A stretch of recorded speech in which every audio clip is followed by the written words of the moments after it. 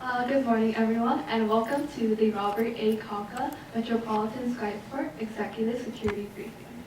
I just want to give a quick thank you to everyone for allowing Team 3 to perform a security assessment of RAKMS's systems.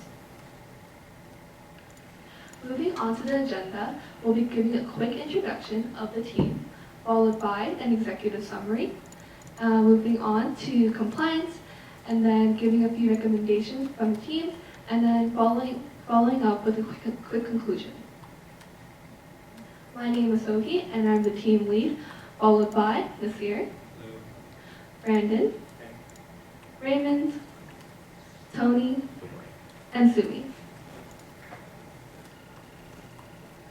Overall, Team 3 was able to discover 15 total vulnerabilities, of which 10 vulnerabilities were new from this past security assessment.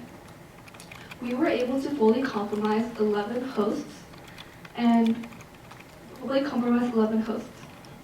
Furthermore, Team 3 was estimated that RAKMS would be due to approximately $90 million in potential fines and losses. And we made this estimation after accounting for over 40 regulation violations.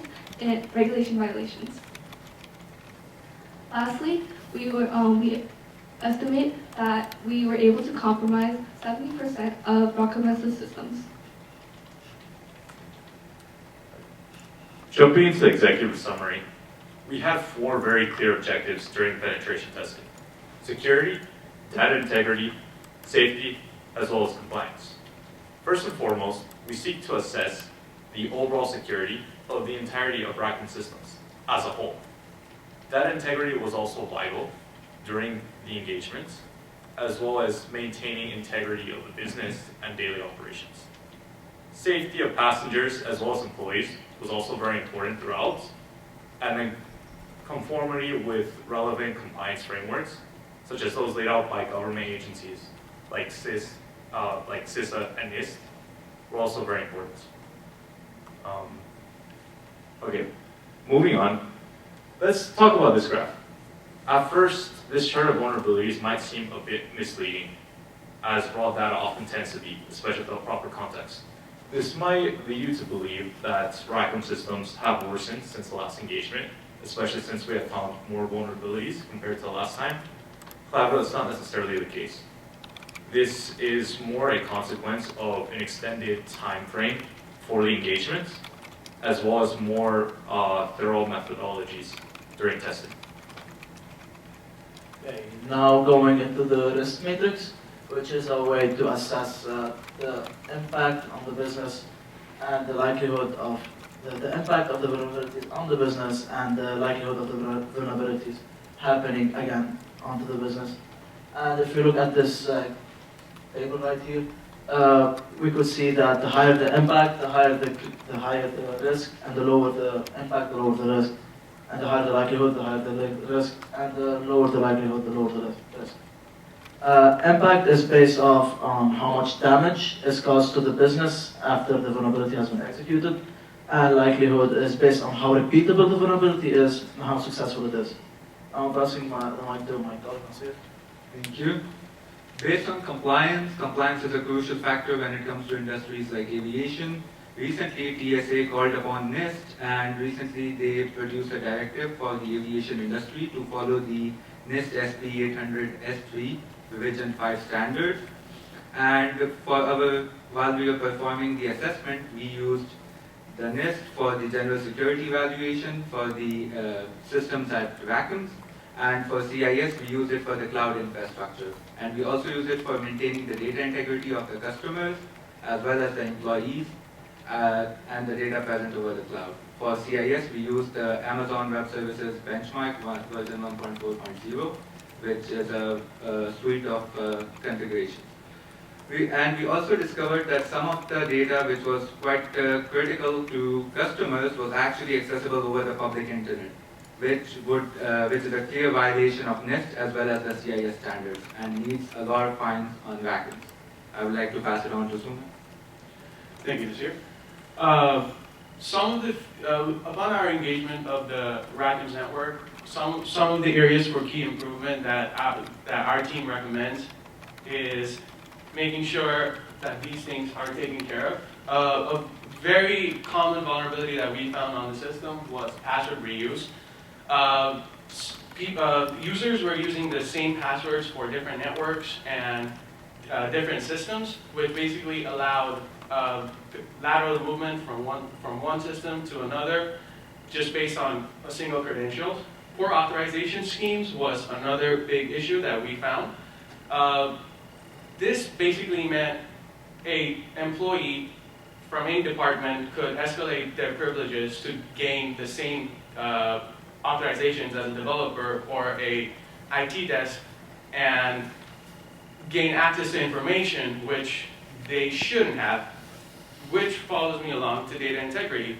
Upon using similar methods that I mentioned, we were able to compromise user data, such as boarding passes and other personal information. A few recommendations that we made for improvement for password reuse is the implementation of zero trust architecture, which is taking every system as its taking every system and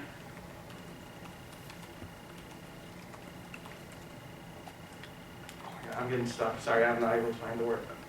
Taking every system and considering it as a vulnerable system, which allows, which would then basically stop the lateral movement. Poor authorization schemes, we encourage the implementation of the principle of least privilege, which basically means providing employees with exactly what they require for their job and nothing else. And through measures like this, we suggest, through methods like this, we can assure that data will be a lot more secure. Thank you, Sumi. So you guys heard a lot of bad things. Now the real question is, what did you guys do well? Well, for one, we saw that you guys implemented firewalls pretty well. You guys had network segmentation, which this helps with preventing systems from being exploited as long as they are compartmentalized within the system. If a attacker gets access to one system, this prevents them from moving to another internal network. Another strong point was strong password policies. We saw that you guys had some complex passwords, and this makes it harder for attackers to then crack those hashes and crack those passwords and everything else. One thing that's not listed on here that we wanted to mention is your guys' remediations were well, and you guys are on the right track to making a secure RACM security network. And moving on, is there any questions that you guys have for the team? Yes, thank you very much. It was definitely solid. We're, needless to say, obsessed with the TSA regs in particular that came out last March. Where do you think we're most exposed to? I think Nasir can take with this one. Based on the compliance document that was recently rolled out in March, we saw that most of the data that is that's related to the customer was publicly accessible over the internet, which is one of the most major violations that we saw across the whole backend system, especially in the AWS cloud. I hope that answers your question. Yeah, thank you. Early on in the presentation, you mentioned there was a large fine that we might be subject to. What compliance frameworks was that fine number calculated from? That's almost $100 million. So based on the initial quotation that we had for fines, that was calculated based off of a lot of vulnerabilities that we discovered as in the whole system. But for the specific one where we mentioned that two of the compliances, like the NIST and the SIS standard, both of them had a clear violation when the customer data was publicly accessible and without any authentication. And it also had their traveling information, which is a really critical information when it comes to people. And based on the cost estimation, we used a report by McKinsey and Company, where they evaluated aviation industry at the EU as well as the US to